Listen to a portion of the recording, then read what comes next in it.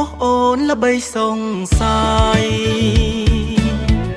ល្បីឆ្ងាយឮដល់បងតាក៏ឡាបៃលិនមួយតងមានលំអងក្រអូបក្រៃតាអ្វីក៏ផ្ទឹមពុំបង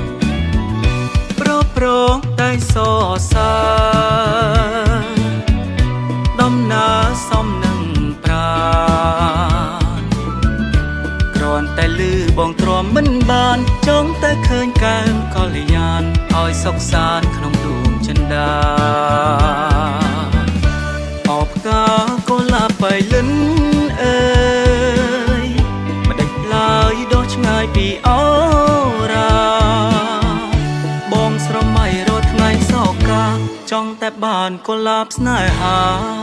ជាហេគូវាសនានឹងបងទោះជាឆ្ងាយមិនដេចក្តីសូមស្រីប្រណីផងបងស្រឡាញ់នួនល្អងកុំអាស្រឡាញ់គេចាស់ហល់បងចាំរៀមផងណាគូជីវិត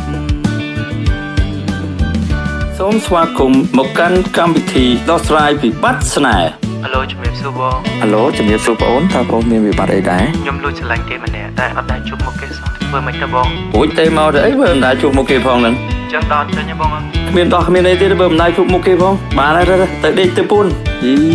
ហូចិត្តតែ ឈ្មោះអូនល្បីសងសាយល្បីឆ្ងាយឮដល់បងតាក៏ឡាបៃលិនមួយតងមានលំអងក្រអូបក្រៃតាអ្វីក៏ផ្ទឹមពុំបានប្រងតែសរសើរដំណើរសំនឹងប្រាគ្រាន់តែលឺបងទ្រាំមិនបានចង់តែឃើញកែមកល្យានឲ្យសុខសាន្តក្នុងដួងចិន្តាអបកាកូឡាបៃលិនអើយមិនដេចឡើយដោះឆ្ងាយពីអូរា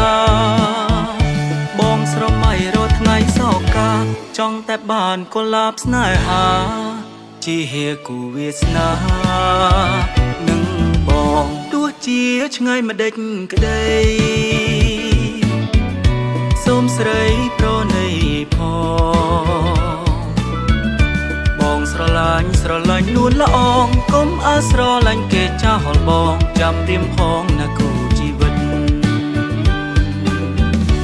ចាំរៀមផងណាគូជីវិតចាំរៀមផងណាគូជីវិតចាំរៀមផងណា